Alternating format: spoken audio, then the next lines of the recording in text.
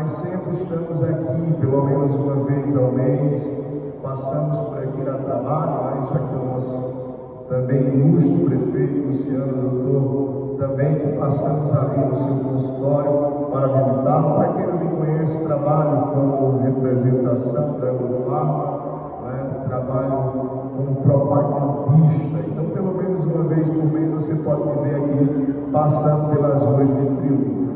E o que chama a atenção é essa beleza, né, tão incrível que tem aqui, uma cidade turística e um clima tão agradável. Para quem é de Serra Talhada como nós, né, chega aqui em Triunfo, se sente muito bem, se sente muito aconchegante este clima, né? Mas apesar do clima estar esse friozinho bom, aqui dentro desta igreja, que aqui já se transformou em um santuário, se transformou em uma igreja, porque onde o povo de Deus se reúne, aleluia, o nome que se dá é igreja.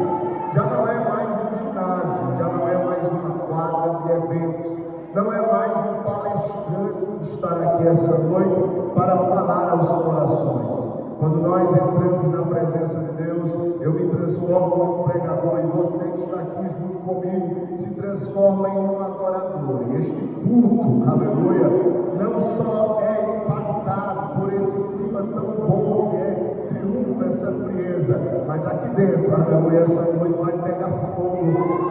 Essa noite Deus vai aquecer o meu e o teu coração pela presença, pela chama. Quem sente o coração já arder essa noite comigo? Dá glória a Deus, só para falar e saber que nós não estamos para brincadeira. Eu sei que o tema já foi falado, já foi ministrado essa noite. E que tema? Eu digo que não é um tema, eu digo que isso é um grito de liberdade. Isso é um grito de protesto. Vocês estão dizendo com força e veemência: não vos conformeis com este mundo. Que bravo, pastor. Que bravo, queridos companheiros que estão aqui comigo essa noite. E esse grito está ecoando, aleluia, está incomodando o inferno esta noite, porque vocês estão dizendo que não aceitam os padrões, não de um mundo físico, mas de um sistema pecaminoso. Vocês fizeram a escolha, a decisão foi de vocês de viver um padrão totalmente diferente que este mundo oferece. E os pregadores que antecederam a mim, com certeza já falaram sobre isso, sobre santidade, sobre amor à palavra de Deus, sobre, aleluia, não aceitar, não se conformar com este sistema pecaminoso. E essa escolha não é fácil, não é verdade, meus jovens? Não é fácil escolher adorar a Deus. Não é fácil, aleluia, tomar uma decisão de não se conformar com este mundo. Porque o coração daquele que escolhe adorar a Deus e não se conformar com esse mundo passará por pressões, passará por muitos desafios, por muitos obstáculos. Mas eu sei que vocês têm ciência disso. E tem vivenciado isso na pele, não só os nossos jovens, mas toda a igreja do Senhor está enfrentando esses mesmos desafios, porque já fazem 1, 2, 3, 4, 5, 19 anos. Tem gente que já está há mais tempo, 30, 40 anos, tomaram essa decisão de não se conformar e sofreram muitas pressões, mas estamos de pé na presença de Deus essa noite. Estamos vencendo, a receita está dando certo, porque o céu está do nosso lado. Apesar de às vezes parecer que nós estamos sozinhos nas nossas escolas, trabalhos, faculdades e entre outros lugares que passamos.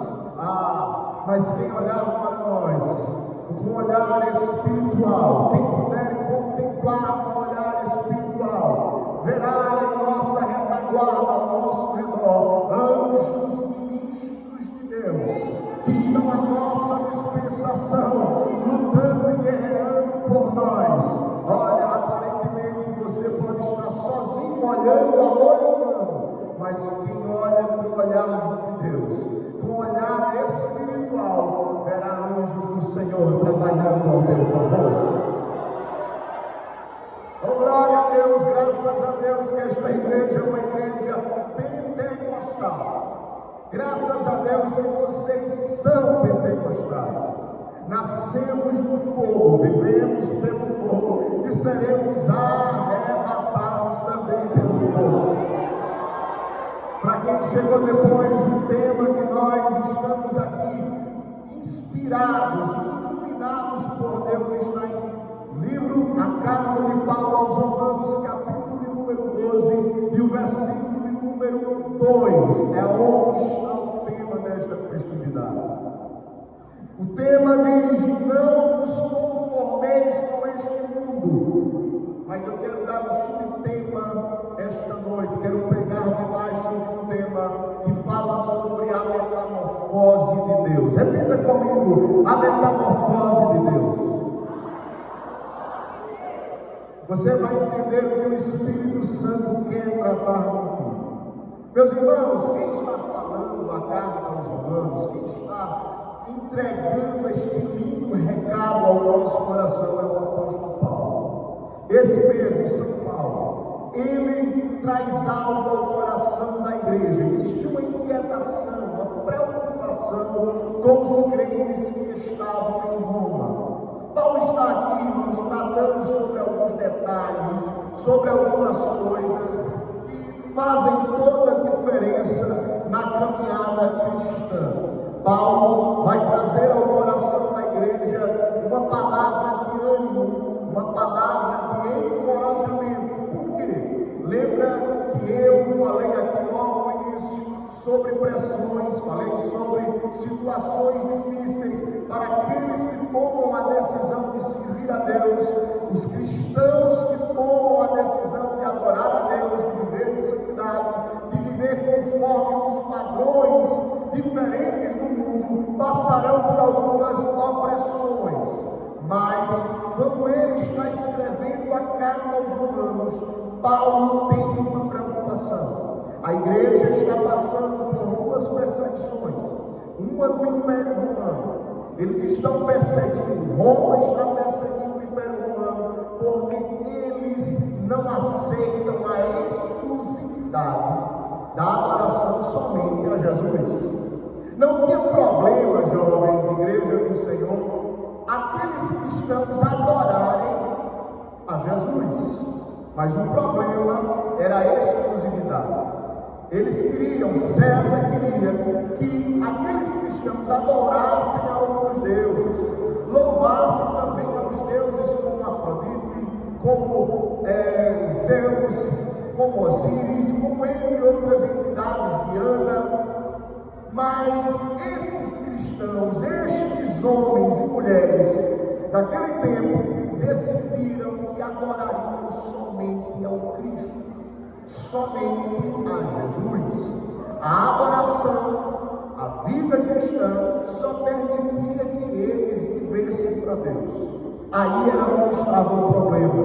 Por causa dessa exclusividade, eles começam a sofrer perseguições por parte do Império Romano. A primeira perseguição é política, a primeira perseguição é pelo Império Romano, e a segunda, pregador, quem está perseguindo eles? Está perseguindo eles os judaizantes, uma seita judaica que dizia que seguiam a lei de Moisés. Eles diziam que eram detentores da lei. Eles acreditavam que somente eles eram aqueles que iam para o céu. Eles defendiam que eles eram os defensores da lei, que eles pregavam a palavra de Deus, que eles eram representantes de Deus. Só que esse povo, é bem verdade que foram escolhidos para representar o Senhor aqui na terra, mas por causa do orgulho espiritual, por causa da sua altivez de espírito, eles começaram a usar a lei, a palavra de Deus, para se exaltar perante a sociedade da época. E eles começam a perseguir aos cristãos, porque eles diziam que esse Jesus que tinha morrido na cruz era Deus. E eles não aceitavam este Jesus morto na cruz se igualar a Deus. Um homem nascido de um filho de um carpinteiro, de uma mulher simples.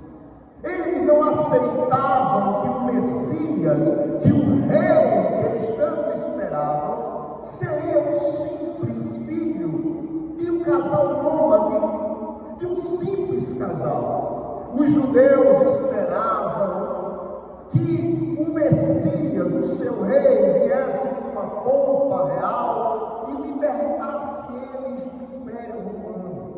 Porque o Império Romano, nessa época, estava subjugando o povo de Deus. Eles estavam colonizados, eles estavam escravizados. E eles, os judeus, esperavam um Salvador, um rei que viesse com poder bélico, poderoso, exaltado, e libertasse eles de uma vez do Império Romano. Mas eles ficaram frustrados, porque o rei tão esperado estava mais preocupado não em libertá-los do Império Romano, mas estava preocupado em libertar-los dos seus pecados. O rei que eles tanto esperavam não estava preocupado em eles receberem bênçãos. O rei que eles tanto esperavam estava preocupado em eles serem uma bênção. Antes de mudar o contexto político, histórico, cultural, Jesus queria mudar a vida do seu povo, porque eles se desviaram durante o caminho. A lei que era para ser seguida por o amor, agora estava sendo seguida apenas com a liturgia, porque a lei só poderia ser cumprida pelo amor, mas eles estavam longe disso. Por que, pregador? Pelo amor. Porque pelo amor eu consigo cumprir toda a lei. Se eu amo a Deus acima de todas as coisas. Se eu amo pai e mãe. Se eu amo, eu não mato. Se eu amo, eu não furto. Se eu amo, eu não roubo. Se eu amo, eu não adultero, eu não cobiço. A lei cumpria todo o amor de Deus. Mas esse povo, os judeus, não entenderam isso. Pensavam que poderiam ser salvos pelas obras. E agora parem e pensem comigo. O povo de Deus, os cristãos, os primeiros crentes da igreja primitiva, estavam agora sendo pressionados. Pelo lado, Roma. Por outro lado, os judeus. Eu disse por um lado, Roma. Pelo outro lado, e agora? Um estava perseguido porque eles eram exclusivistas, adoravam somente a Jesus, somente a Deus, e não adoravam outros deuses. Por outro lado, eles estão sendo perseguidos porque o Jesus que eles estão pregando, eles dizem que é uma seita, um herege. Eles não recebem como ele sendo o Filho de Deus. Mas o interessante é que os cristãos continuam pregando a palavra. E quanto maior a perseguição, mais eles crescem. Quanto maior a perseguição, eles estão frutificando. Parece que as perseguições são como adubo para esse povo. Quanto mais chove a perseguição, jogam em cárceres, em prisões, mais eles se multiplicam. E não foi assim também na história de Deus. Os pioneiros que foram apedrejados, tido como bodes por essas ruas, muitos pregando a palavra em outras localidades e diziam assim: são loucos, são os fanáticos. Mas aqueles que permaneceram, os pioneiros que permaneceram na palavra, já não estão vivos para ver o que Deus fez. Se eles pudessem ver esta noite, pastor Roberto. Se eles pudessem ver como a obra cresceu. E já fazem 19 anos que tem uma mocidade, jovens, que estão adorando, que estão louvando a Deus e dizendo: nós não nos conformamos, nós não aceitamos, não vamos deixar jogar, aleluia, de goela abaixo os padrões desse mundo. Nós vamos honrar o suor, as lágrimas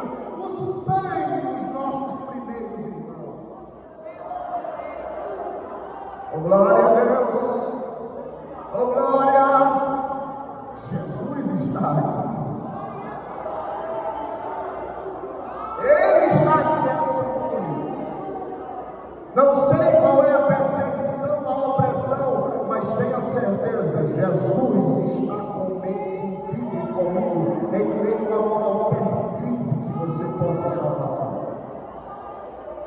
Paulo está preocupado e ele começa a dizer a esses cristãos: rogo-vos, pois, irmãos. A expressão rogo-vos é como se um amigo colocasse o braço no ombro e dissesse com muito carinho e clamor, e dizendo: eu vou te tirar a parte, porque eu tenho algo muito importante para falar contigo.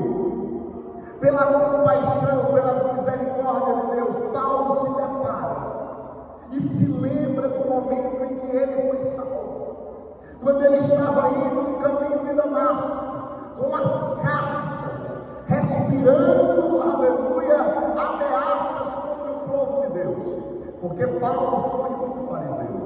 Paulo foi um homem que também se orgulhou da lei, e ele também tinha os cristãos como hereges, uma seita chamada o Caminho. Mas por que, irmão? Paulo pensava isso? É porque pela lei, a palavra dizia que maldito era aquele que morresse no madeiro. Precisava queimar as casas, precisava queimar as famílias, para acabar com isso. Era maldito um homem morrer na cruz, somente bandidos, criminosos. E Paulo pensa com ele que está fazendo a coisa certa.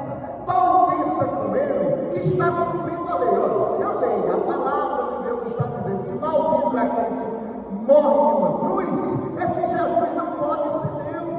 Esse Jesus não pode ser o meu Messias, o rei. É por isso que Paulo começa a perseguir. Agora imagine, um homem de 1,5 metro de altura, sabe como é, né? Todo baixo é valente, todo baixo é desaforado. Paulo era corajoso, ele enfrentava tudo e todos. Paulo poderia ser pequeno na estatura, mas Paulo era ministro. Paulo tinha, se fosse vivo hoje, ele era um PhD em teologia, um ministro da justiça, falava 5 idiomas. O homem era culto, meus irmãos, o homem era preparado. O homem, como vocês dizem, meus jovens, ele era top, ele era 10. Paulo, ele enfrenta tudo e todos para defender suas convicções. Ele já havia matado Estevão, mas lembra que quando ele matou Estevão, quando Estevão estava sendo apedrejado, as pedras cortando e Estevão adorando a Deus, Paulo assiste a cena. Paulo fica impressionado com aquilo, mas ele acha que está fazendo a coisa certa. Quando as pedras estão cortando Estevão canta hino a Deus e diz: Senhor, perdoa eles, porque eles não sabem o que fazem. E mais emocionante é o que Estevão vai dizer logo após: eu vejo o céu aberto e o Filho de Deus está em pé. Redobre a sua atenção. Estevão disse que Jesus estava de quê? Repita, meu filho. 1, 2, 3 e de pé. Ele estava em pé, estava esperando Estevão. A Bíblia diz que a única coisa que faz aleluia, Deus se levantar do seu trono é o gemido do aflito e do necessitado. Deus estava se levantando por causa do clamor da igreja, não era só de Estevão. Aí Deus ficou em pé no trono. O mesmo Deus que ficou em pé no trono, ele desce. E aí lá vai ao encontro de quem? Ele vai ao encontro de Paulo. Paulo vai no caminho de Damasco, pronto com cartas para aprisionar e matar. Porque ele diz: maldito é o que morreu no madeiro. Eu vou acabar com essa seita. Eu vou destruir esse povo. Eu sou fariseu. Eu vou acabar com essa festa. Mas no meio do caminho, o Deus que estava em pé no trono desceu e aparece a Paulo. Oh glória! Oh glória! E no meio do caminho, o que é que acontece? Um resplendor de luz toma de conta do lugar. Paulo agora é o bravo. Está um animal bravo, boi bravo, que não conseguia se mexer nem para a direita nem para a esquerda, ele estava tomado. Para ele, o resplendor de luz, e ele diz: quem é, Senhor? Ele já vai saber que tem alguém que está acima dele. Ele já sabe que aquilo não é algo natural, é algo sobrenatural que está acontecendo. E Paulo vai dizer o seguinte: olha, quem é, Senhor? Jesus se apresenta e diz: eu sou Jesus, a quem tu persegues. Mas Paulo estava perseguindo a igreja. Por que Jesus estava dizendo que ele estava perseguindo a ele próprio?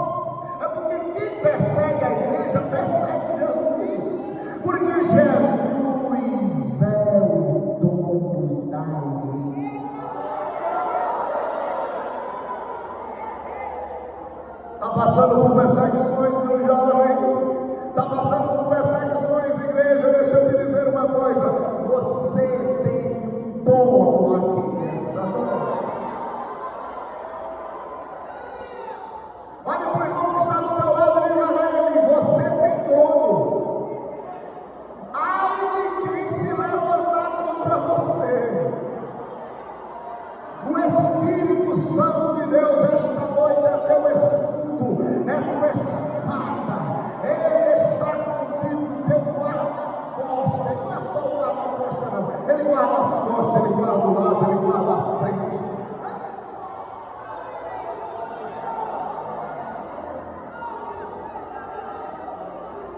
Se Deus não guardar a cidade, em vão vigia o sentinela. A minha Bíblia e a tua Bíblia diz que os olhos dele são chama de fogo, e nós somos menina dos seus olhos. Haveria alguma coisa que não estivesse potente aos seus olhos esta noite? Deus está vindo ao teu encontro, Paulo. Essa noite é noite de encontro, é noite de transformação, é noite de mudança. Paulo é transformado, Paulo é mudado por aquela experiência. Ele não consegue enxergar, vai para a cidade de Damasco. Todos nós conhecemos a história. Deus vai mandar Ananias ao encontro de Paulo, e o interessante é o que Deus diz a Ananias. Deus diz: vai lá, porque ele é para mim um vaso escolhido, e eu vou mostrar a ele o quanto ele deve padecer por amor do meu nome.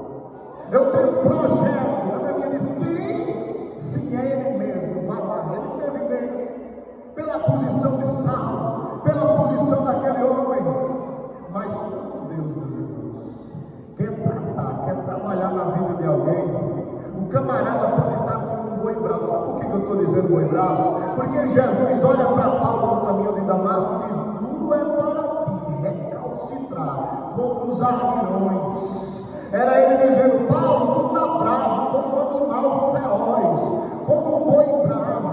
Ninguém te segurava, ninguém te parava. Mas eu estou colocando, quando o boi está bravo, né? Coloca os aguilhão e vai furando ele, e ele vai almoçando. Aí o Espírito de Deus estava falando com Paulo, o Espírito de Jesus estava dizendo: eu sei te avançar, ninguém te parava, mas eu te paro.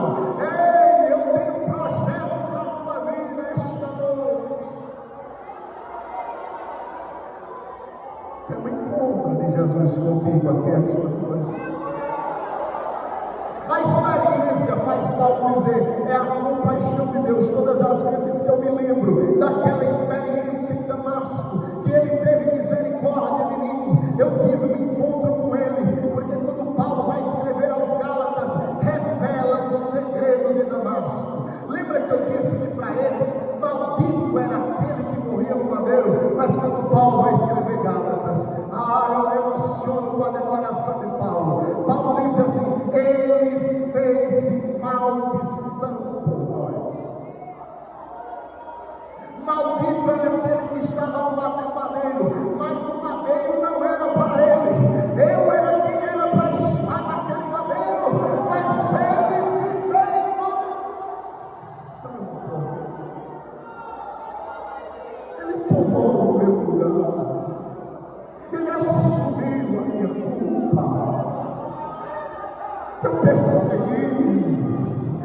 matei, eu lutei contra ele, eu fui como um boi bravo para destruir o que era sagrado, para acabar com a sua obra, mas as suas misericórdias de Damasco, aquele encontro de Damasco, ele me mostrou que maldito não era ele, maldito era eu, mas ele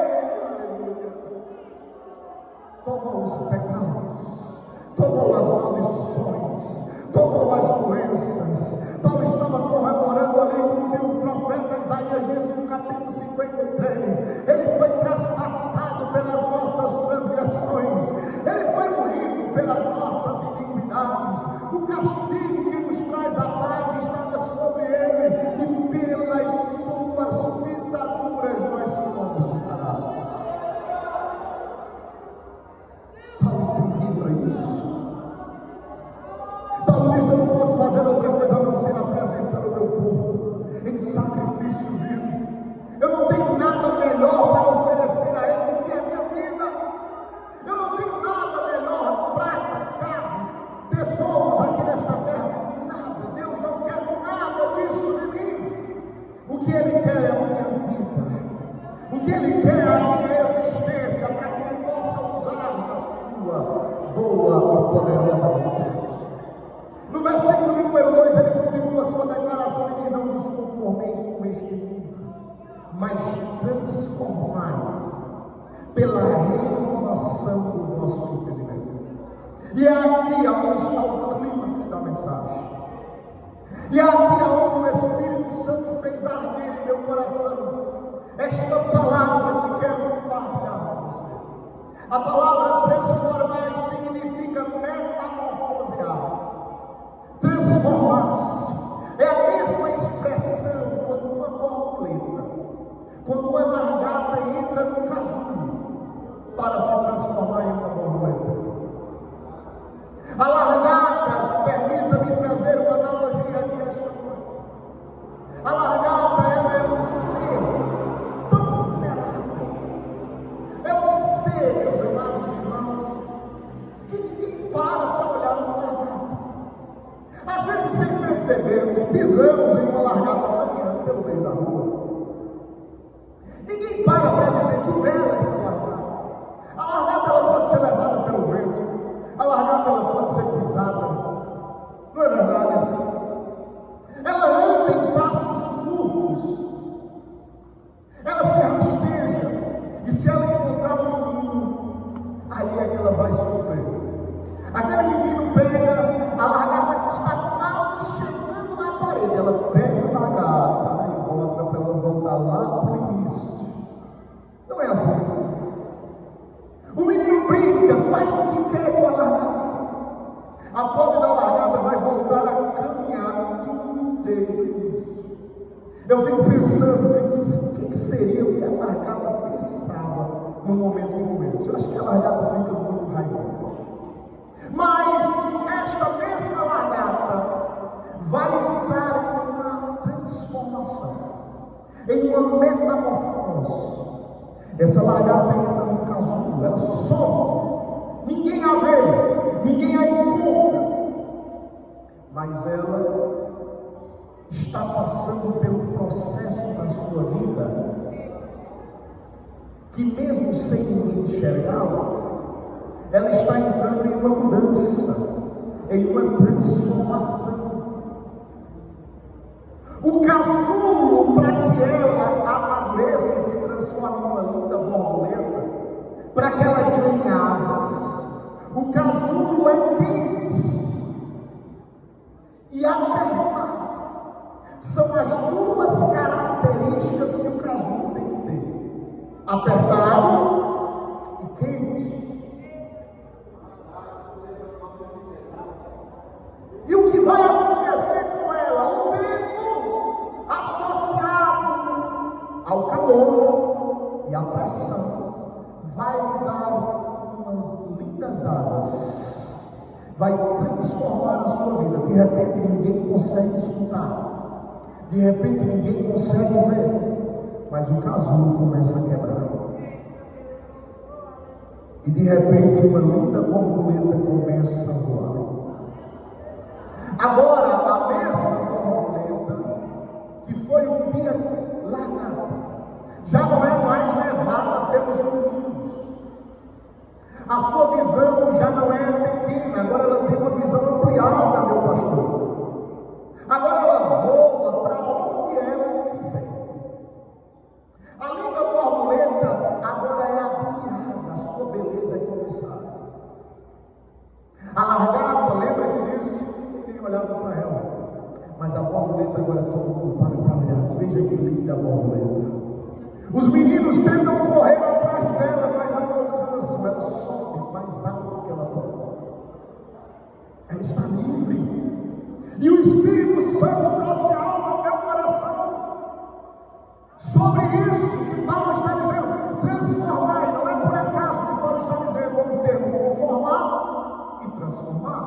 Conformar, Paulo está dizendo, não se moldeis. Não vivam como o mundo quer que vocês vivam. Não tentem tomar medidas, formas para se adequar a este mundo, mas transformar. A mudança tem que acontecer de dentro para fora. Vocês têm que entender que é um processo na vossa vida. E Paulo está dizendo, por mais pressões que vocês estejam vivendo, ó igreja, ainda que vocês estejam sofrendo pressões de Roma, de judeus e de circunstâncias, o Senhor está trabalhando na vossa vida, como está trabalhando na vida de uma largata que se transforma em uma borboleta. Porque vocês, antigamente, como a largata, tinham uma visão curta. Vocês olhavam apenas para baixo. Vocês eram levados por qualquer vento de pecado, de imundícia. Vocês eram levados por qualquer coisa. Vocês eram vulneráveis. O diabo brincava com vocês. O menino brinca com a largata. Quantas vezes você tentou chegar em algum lugar e de repente se deparou voltando para o início? Você procurava andar a passos largos, mas só sabia dar pequenos passos que pareciam que nunca ia chegar. Não é assim na tua vida também aqui essa noite? Talvez você se identifique com a largata, talvez você se identifique com este povo que passou por esses maus bocados, talvez você não enxergue nada na sua vida, tudo que você tenta, tudo que você faz parece que não chega, a sua visão é sempre para baixo, pessimista, tomado por ansiedade, angústia, depressão. E você cansou de tudo isso. Você cansou de ser mais um. Os ventos que levam para um lado e para o outro. Você cansou de viver com medo, vulnerável. Mas deixa eu te dizer uma coisa. Se tu estás aqui esta noite se sentindo como uma largata, existe um casulo chamado Evangelho. Você não entendeu? Vou repetir. Existe um casulo chamado Evangelho.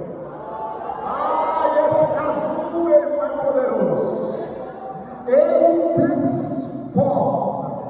Ele muda nossas vidas. Sabe aquele crente, aleluia, que outrora era um Zé Ninguém, estava nas calçadas, estava nesse mundo, era um beberrão, era um qualquer um, estava numa largata, ninguém dava nada por ele, mas um dia ele sumiu, ele desapareceu, e o povo começou a perguntar: cadê fulano? Cadê ciclano? Sumiu, foi para o casulo de chamar, foi para o casulo, aleluia de Deus, sumiu para o tempo.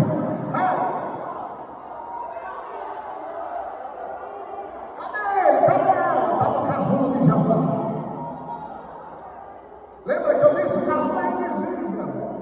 O casulo ninguém vê o que acontece. É só você e Deus. E foi isso que aconteceu com Paulo. Deus pegou Paulo no caminho de Damasco e diz: agora tu entrou no meu casulo. Agora aqui, meu filho, é apertado e quente, mas vai ser algo necessário para o teu crescimento. Tu estás passando por situações na tua vida, sendo pressionado.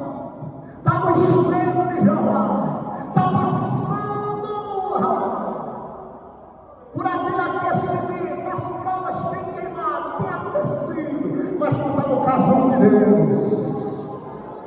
Estão perguntando: cadê ele? Dela desapareceu. Será que morreu? Será que pisaram nela? Será que pisaram nele? Enganados estão, porque não sabem onde tu estás. Tu estás no casulo de Deus esta noite, e o tempo de Deus está sendo, aleluia, processo na tua vida. Está apertado e está quente, mas Deus está dizendo: eu estou te amadurecendo. Vai crescer. Eu estou te dando asas. Eu vou fazer contigo coisas grandiosas. Tu agora vai ter a visão como de uma borboleta. Agora tu não vai enxergar só o chão. Eu vou fazer você enxergar além. Você vai voar tão alto, tão alto, tão alto. Se prepare, porque é isso que o Evangelho faz com a nossa vida. O Evangelho nos dá visão de águia, nos dá discernimento espiritual. Paulo, quando escreve aos Romanos, diz: olha, o homem carnal, ele pode ser discernido por todo mundo. Agora, o espiritual, ele discerne tudo e de ninguém é discernido. Visão de borboleta, visão ampliada. Deus está mudando o jeito de tu enxergar a situação. Agora, tem crente que parece que quer viver. Entra para a minha intimidade, entra para a minha comunhão, deixa que o Evangelho entre na tua vida. Eu não quero só que tu esteja no Evangelho, não. Eu quero que o Evangelho esteja dentro de você. A mudança, meu filho, não pode ser só de fora para dentro, por fora, exterior, não. Tem que ser de dentro para fora. Tu tem que entrar no casulo, meu filho. Não dá para viver a vida toda como largada. Não dá para viver a vida toda se conformando com esse mundo, não. Tem que ter mudança. Tem que ter metamorfose. Tem que entrar para outro nível. Tem que entrar para a intimidade com o Espírito Santo e com a palavra. A linda borboleta, as suas asas com as diversas cores. A única coisa que Deus chama de belo na Bíblia é santidade. Não são as nossas roupas. Vocês estão lindos aqui esta noite. Estamos todos muito bem apresentados. Estamos todos muito formosos aqui. Mas não é isso que atrai o Senhor. Todo homem olha para uma mulher, ou uma mulher olha para um homem e se atrai pela beleza, pela forma que fala. Ele tem a voz linda, ela tem a voz linda, ela tem o cabelo lindo, ela é linda, ele é lindo, a sua beleza chama a atenção, cativa. Mas sabe o que chama? Sabe o que cativa Deus? Santidade. O salmista disse: nós vamos adorá-lo na beleza da sua santidade. A única coisa que me deixa belo para Deus é santidade. Pode estar faltando, meu filho, os 2 dentes na boca. Pode, meu filho, ter o cabelo no seu mais bonito. Tu pode não ter a melhor roupa. Mas quando tu entra na presença de Deus com santidade, mas quando tu entra na presença de Deus para adorar, mas quando tu diz: eu não me conformo, tu se transforma no Brad Pitt de Jeová, tu se transforma no modelo de Deus, tu se transforma. Nem os modelos, nem os mister, nem o Miss fica mais bonito do que você para Jesus. Você é linda para Ele. Você é linda para Ele quando está na presença de Deus. Deus está te dando uma beleza que o mundo não pode te dar. Não dá mais para viver como largata. O Espírito Santo de Deus quer te dar asas, quer te dar beleza. Além de visão ampliada, além de beleza, existe algo que Paulo revela no texto para nós caminharmos aqui para o fim. Paulo está dizendo que esta essa linda borboleta que está em transformação, ela agora está inacessível. Quem é que nunca ouviu falar de colecionadores de borboletas? Os colecionadores, estão falando daqueles que verdadeiramente fazem tudo dentro da obra. Eles criam ela nos seus habitats normais. Eles fazem tudo para guardar, porque muitas já estão em extinção. E o que me chama a atenção é que Paulo está colocando dois padrões aqui. De um lado, a vontade de Deus. De outro lado, os padrões imorais do mundo. E Paulo, quando ele chega a pensar nisso, ele diz: eu quero que vocês experimentem.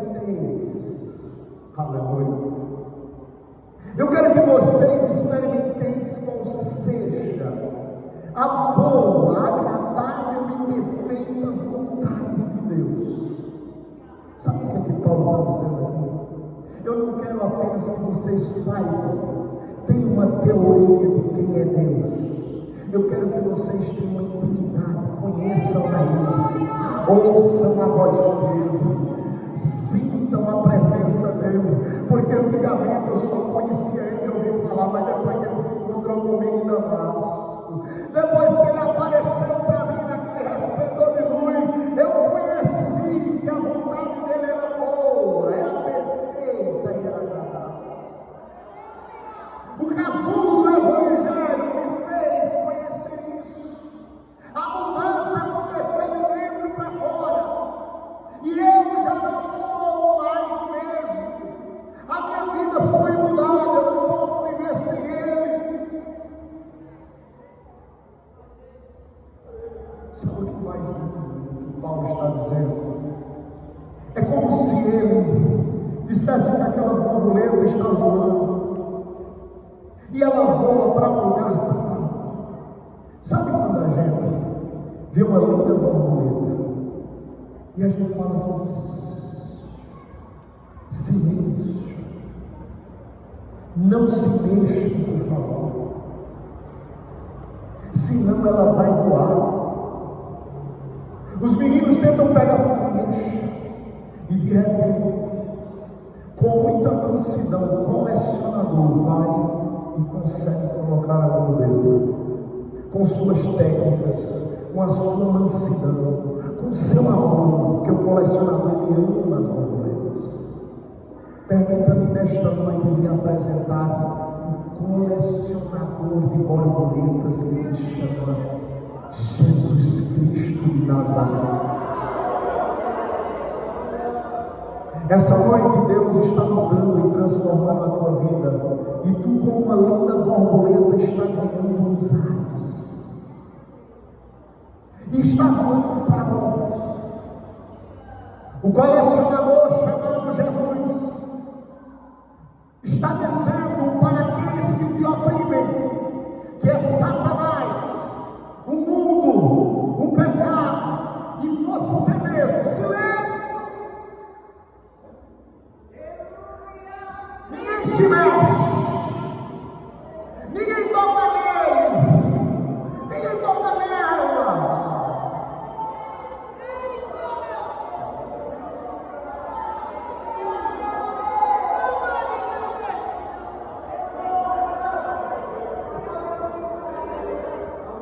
Tem crente que já entendeu e está adorando a esta noite. Tanta coisa que isto matava e destruiu nesses últimos dias, mas o Espírito Santo me trouxe aqui na parte de Deus para te dizer: eu estou fazendo assim, ó.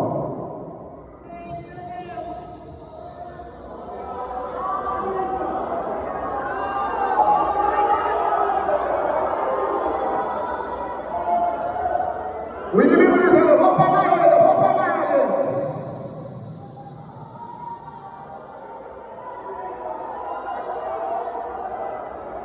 A tua carne dizendo: eu vou derrubar ele, eu vou tirar ele da igreja, eu vou mexer com orgulho, ela não vai mais se botar lá, ele não vai mais se botar, ele não vai mais se pegar. E Deus dizendo: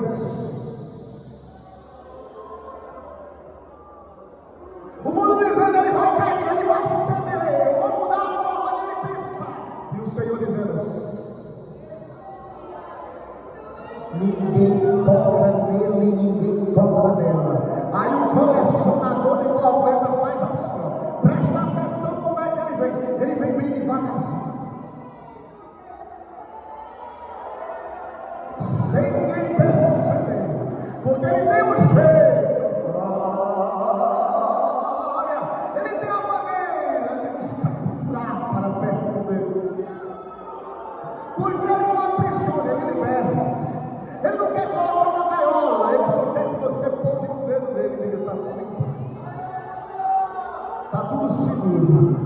Aí tu voa para o dedo de Deus, para o dedo de Jesus aqui essa noite, e o inimigo, a opressão, as perseguições ficam: mas como é que é isso? Como é que pode? E Jesus te mostrando e dizendo ao mundo: aleluia, isso é o que acontece quando aqueles que recebem e aceitam o poder do Evangelho da cruz, não é por obras, é no casinho da graça que eu e você entramos esta noite e somos transformados. Voa, borboleta, dá teu voo aqui essa noite. Eu estou voando para onde? Eu sei que Deus está no trono essa noite, sentado, está com o dedo assim, ó, da glória, está com a mão assim, e tu está subindo, subindo, subindo, subindo. Eu vou passar a noite toda dizendo subindo, se tu não der glória a Deus, subindo, subindo. O inimigo não te alcança, o pecado não te alcança, este mundo não te alcança. Continua subindo, subindo, subindo. Tu irás pousar nas mãos do teu Deus e dizendo: vinde bendito do meu Pai, entrai para as velas, entrai para as bodas, entrai para o descanso eterno. É isso que Ele tem preparado para aqueles que não se conformam com este mundo, mas tem a transformação, a metamorfose de Deus na sua vida. E essa noite o Espírito Santo quer continuar a obra. Essa noite não dá mais para tu viver como largata, não dá mais para ficar como tu estás. Deus quer mudar a forma de tu enxergar, Deus quer tirar esse medo, Deus quer tirar essa vulnerabilidade da tua vida, Deus quer dar uma mudança de 180 graus na tua vida. Agora tu tem que mudar aqui essa noite, agora tu tem que permitir que Jesus entre na tua história.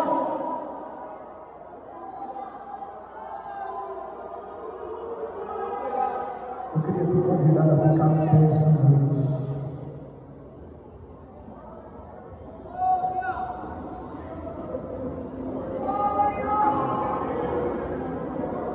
Eu queria te convidar essa noite, porque essa palavra falou forte ao teu coração.